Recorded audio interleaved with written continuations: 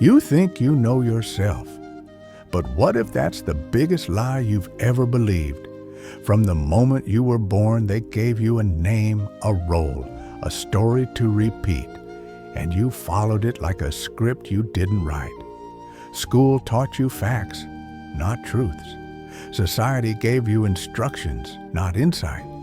And so, you built a life based on reflections, not reality. You became a stranger to yourself, wearing masks so long you forgot the face beneath. But Socrates, the father of philosophy, gave a command that echoes through eternity. Know thyself, not as a suggestion, as a warning. Because ignorance of who you are is not just confusion, it is danger. It is self-betrayal. It is walking through life blind, making decisions you don't understand, following desires that are not yours, and blaming others for pain you created. Let me ask you this. Do you truly know what drives your decisions, your fears, your wants? Or are you just surviving in a system designed to keep you distracted from the truth? This video is not for comfort. It is not for those seeking motivational fluff or surface-level advice. This is a brutal invitation to dig into your mind like an archaeologist unearthing ruins, to face the war inside you, to discover what you've been running from your whole life yourself.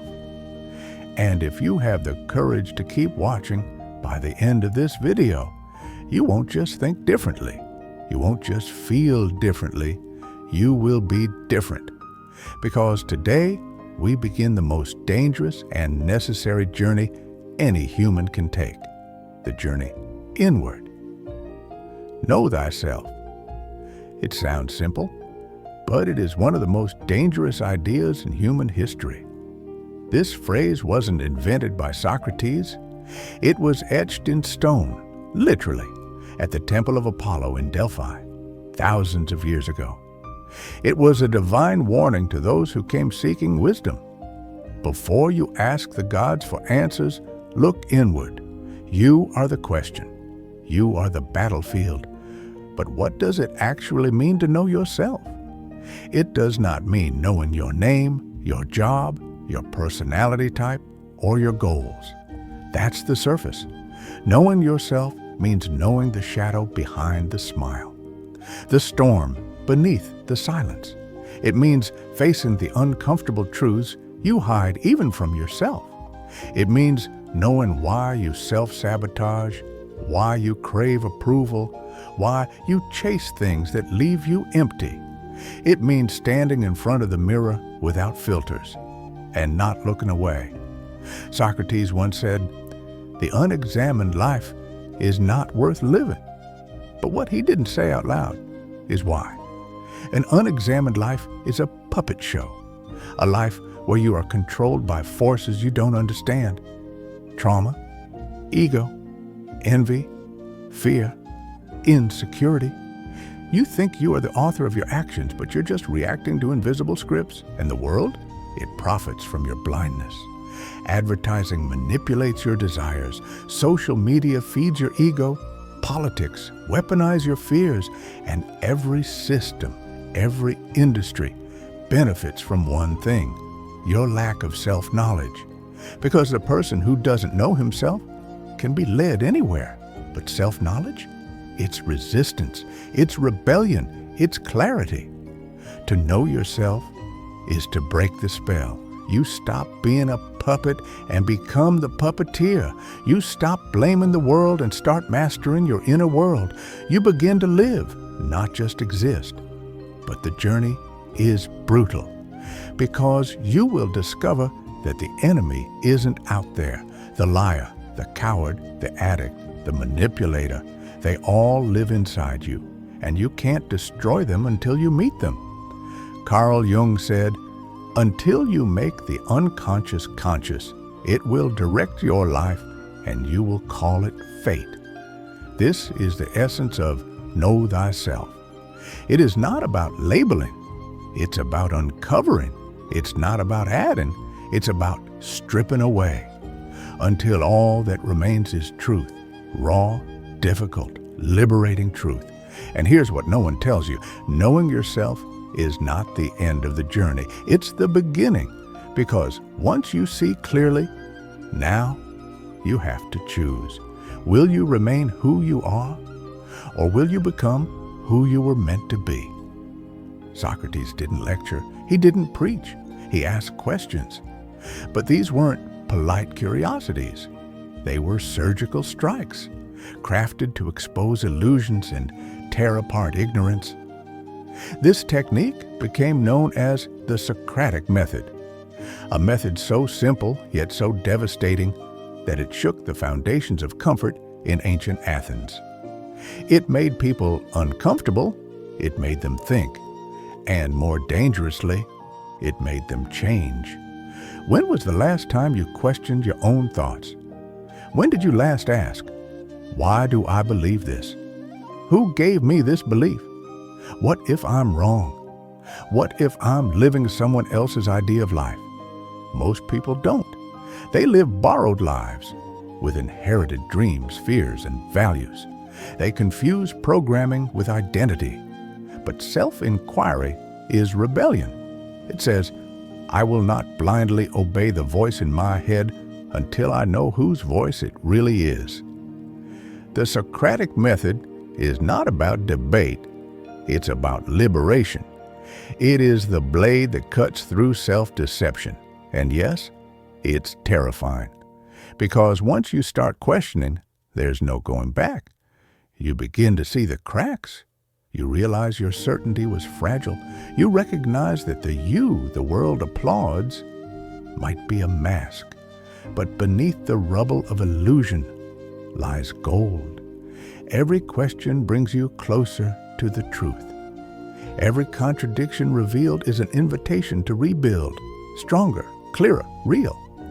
Socrates used questions to confront emperors. You must use them to confront your ego. Start now. When you feel anger, ask, what am I defending? When you feel envy, ask, what do I think I lack? When you feel anxiety, ask, what story am I telling myself about the future? When you avoid something, ask, what truth scares me? This is how you reclaim power, not over the world, but over your mind. And here's the great twist. The deeper you go, the less certain you become, but the more grounded you feel, because real confidence isn't built on having all the answers. It's built on knowing how to ask the right questions. And that's why most people avoid it, because it hurts, because it demands that you become the architect of your own identity, brick by brutal brick. But for those who embrace it, there is a reward no external success can match: inner alignment. The silence that comes when your soul and your actions are finally speaking the same language. Socrates didn't have access to neuroscience, but what he said thousands of years ago is now confirmed by modern psychology. The idea that you can live without understanding your own mind is not just dangerous, it's delusional. Because your mind is not a blank slate. It's a battlefield of hidden drives, suppressed memories, and unconscious programs. And if you don't understand what's running in the background, you are not in control. You are being controlled. Carl Jung called it the shadow, the part of you that holds everything you reject, deny, or refuse to face. Not just your darkness, but also your unused potential, your forgotten dreams, your silenced voice. The shadow isn't evil, it's unacknowledged. And the more you ignore it, the more power it gains. It leaks out in your relationships, your fears, your addictions, your excuses. It runs the show while you pretend you're in charge. Psychology shows us that most of your behavior is driven by patterns you didn't choose. Attachment styles, childhood wounds, trauma responses, confirmation bias, defense mechanisms. These are the scripts behind the curtain You think you made a decision, but really, your nervous system made it for you based on a trigger you didn't even notice. You say you want love, but sabotage it. You say you want success, but procrastinate. You say you're confident, but need validation to sleep at night. This is not weakness. This is programming. And self-knowledge is the process of deprogramming, of taking the code apart line by line until you understand what's driving your choices. There's a reason people spend years in therapy just trying to answer one question: who am I? Because the answer is buried under 1,000 layers of noise. Family expectations, cultural values, survival instincts, peer pressure, fear of judgment. Your true self isn't hiding, it's buried. And only by digging through the psychological debris can you uncover it. Let's talk about the mirror most people avoid: feedback. Your mind protects your ego by rejecting criticism, justifying mistakes, and blaming others. This keeps you emotionally safe, but mentally stuck. Growth requires friction. Self-knowledge demands brutal honesty. That means looking at how you show up in relationships, how you react under pressure, how you lie to yourself to avoid change. One of the most powerful psychological tools is journaling. Not the cute kind, the raw kind. Write down your thoughts when you're angry, when you're ashamed, when you're afraid. Track your reactions. Look for patterns. Ask why again and again until the mask starts to fall. Clarity begins when the mask slips. Mindfulness is another key, not as a trend, but as a skill. Sit in silence and watch your thoughts like clouds. Notice the stories you repeat, the emotions you avoid, the loops you're stuck in. The goal isn't peace, it's awareness, because you can't change what you don't see. You want transformation, then stop waiting for motivation and start studying yourself like a scientist studies a phenomenon. People avoid self-knowledge because it forces a choice. When you know better, you can't pretend anymore. You can't keep blaming your parents. You can't keep waiting for a miracle. You can't keep living a lie and calling it fate. You either take responsibility or you run. And running is easy. There's a whole world ready to help you escape. But the cost is your soul. There's also the pain of identity collapse. When you realize that the person you've been is not the person you are, everything shakes. Your relationships, your goals, your beliefs. They were built on an image. And when that image shatters, your life doesn't make sense anymore. That's terrifying, but it's necessary. Because only what breaks can be rebuilt with truth. Another reason people avoid self-knowledge is ego. They don't want to be wrong. They don't want to be flawed. They don't want to admit that their story, the one they've told for years, might be false. But ego is not your friend. It's a cage disguised as confidence, and every time you defend your false self, you betray your real one. Fear is the final wall, not fear of failure, fear of power. Because once you know who you really are, you can't hide behind excuses. If you want to actually know yourself, you need a method, not random reflection, a structure, a strategy, a daily mental discipline that cuts through noise and rewires your mind from the inside out. The first step is solitude, not loneliness. Solitude, space away from influence, time where you're not performing, reacting, or pretending. You cannot hear your own voice if it's buried under the opinions of others. Take 1 hour every day. No phone, no music, no external input, just you, your thoughts, and your truth. You will feel resistance. That's the point. Sit through it. The first thing you'll meet in silence is discomfort. The second is clarity. Second, journaling. Not like a diary, like an excavation. This is not about what happened today. It's about what you felt and why. What triggered you and what story you told yourself about it. Ask hard questions and force raw answers. Why did I react with anger? What am I trying to avoid? What belief got challenged? Write until your hand hurts. Then write more. This is the battlefield. This is where masks are dropped and patterns are exposed. Third, feedback. Find someone who sees through you, not someone who flatters you. Someone who tells you the truth, even when it burns. Give them permission to be honest. Ask, what do I do that pushes people away? What blind spots do you see in me? Where am I not living what I say I believe? And when they answer, shut up. Don't explain. Don't defend. Just listen. If you flinch, it's because they hit something real. Fourth, test your identity. Most people live in echo chambers. You must do the opposite. Read things you disagree with. Speak to people who challenge your worldview. Step into spaces that shake your assumptions. Growth is not staying in the comfort of what confirms you. It's stepping into what disrupts you. That's where you meet the edges of who you are. Fifth, track your choices. Your values aren't what you say they are. They're what you live. You say discipline matters to you. Good. Track how often you procrastinate. You say honesty is your code. Great.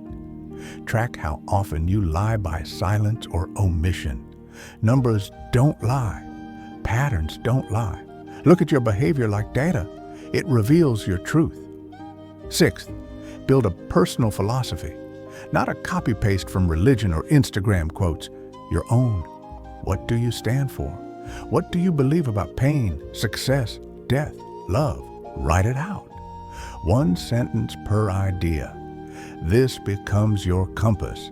When life shakes you, this is how you remember who you are. Seventh, shadow work. Go into the parts you've buried, the jealousy, the fear, the addiction, the resentment. Don't judge it. Study it. Trace it back to the source. When did it begin? What wound created it? What need was unmet? You can't destroy what you don't understand, and you can't understand what you won't face. Eighth, meditation. Not to relax, to observe. To sit in silence and let your mind reveal itself. Watch your thoughts like clouds. Don't control them. Just witness. You'll start to see the patterns, the obsessions, the fears that repeat. Meditation shows you the operating system behind your behavior. 10 minutes a day is enough to begin. Sit, breathe, observe. Ninth, audit your environment. Who you spend time with either brings you closer to yourself or further away. Surround yourself with people who push you toward truth, who make you better, who reflect your higher self, not your comfort zone, and remove what distracts. Too much noise, too much scrolling, too much validation seeking. You can't find yourself in chaos. Create space for clarity. 10th, make a vow. Not to be perfect, not to have it all figured out. A vow to never betray your own mind again. A vow to question what needs questioning, to feel what needs feeling, to face what needs facing. Self-knowledge is not a one-time act, it's a lifestyle. It's the vow you make every single day to live awake. This is how you begin. And if you do it relentlessly, something changes. You stop flinching from the truth. You stop running from reflection. You start recognizing yourself in your strength, in your shadows, in your silence.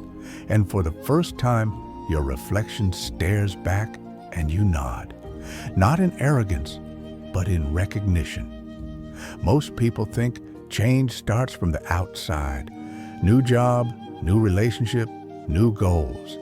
But the deepest change starts inside. When you know who you are, everything else bends around that clarity. People feel it, opportunities recognize it, chaos respects it.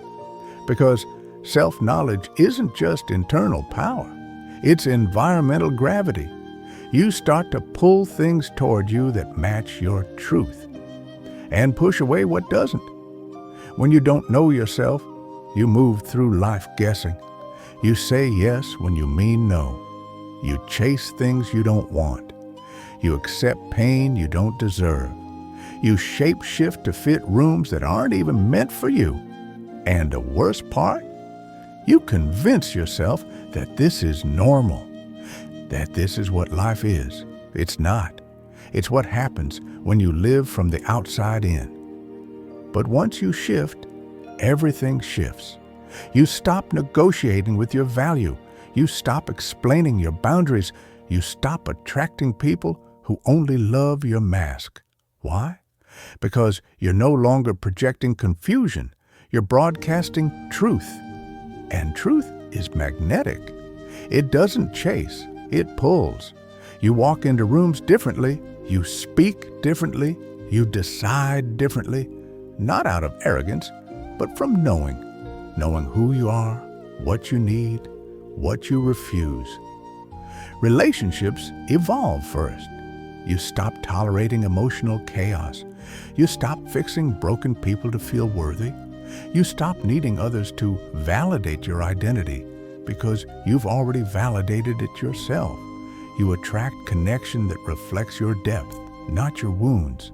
The friendships you build sharpen you. They're no longer distractions. They're mirrors aligned with your growth. Work changes too. When you know who you are, you stop chasing status and start seeking purpose. You don't just ask, what pays the most? You ask, what aligns with my truth? What ignites me? What demands the best of me? This clarity doesn't make life easier, it makes it cleaner. You stop spreading your energy thin, you focus, you build, you create from the core, not from comparison. Even conflict changes. You no longer react just to defend your ego. You respond to protect your peace. You realize not every battle deserves your presence. Not every insult needs a comeback. Not every opinion matters. When you know yourself, silence becomes a strategy. Detachment becomes wisdom. You stop being baited by nonsense because you're no longer seeking yourself in noise. You'll lose people. That's part of it. The version of you that fit their comfort zone won't exist anymore. But what you gain will make it worth it. Peace that doesn't depend on approval. Direction that doesn't change with trends. Power that doesn't collapse when challenged. You move like someone who has nothing to prove because everything real in you is already proven. The world responds to who you are, not who you pretend to be. And when you truly know yourself, the fake versions of you die off. The people who only knew those versions walk away. Let them. They were never with the real you anyway. The more authentic you become, the more aligned your environment becomes. People, places, decisions, they start to fit. Life starts to fit. This doesn't mean your problems disappear. It means your identity isn't shaped by them. You stop being a sponge for the world's expectations.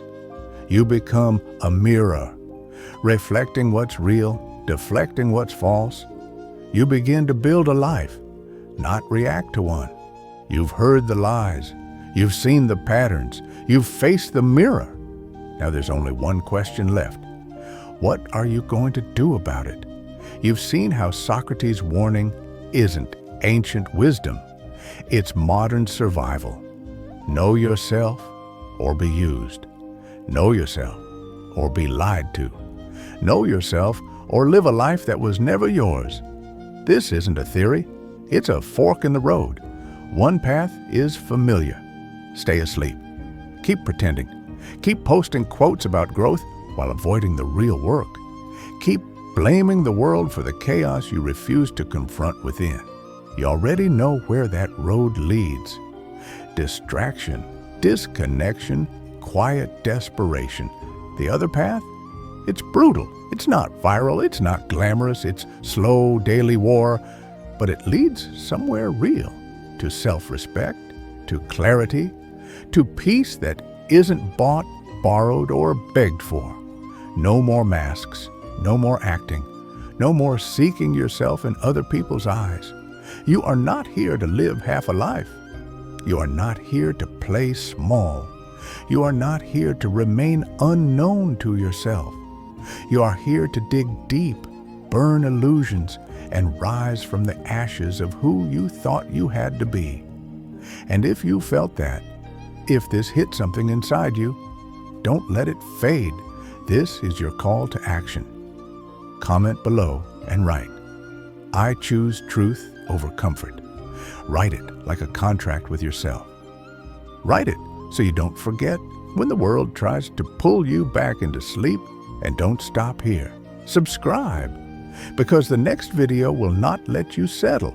It will break you open even more into the kind of power that can't be faked.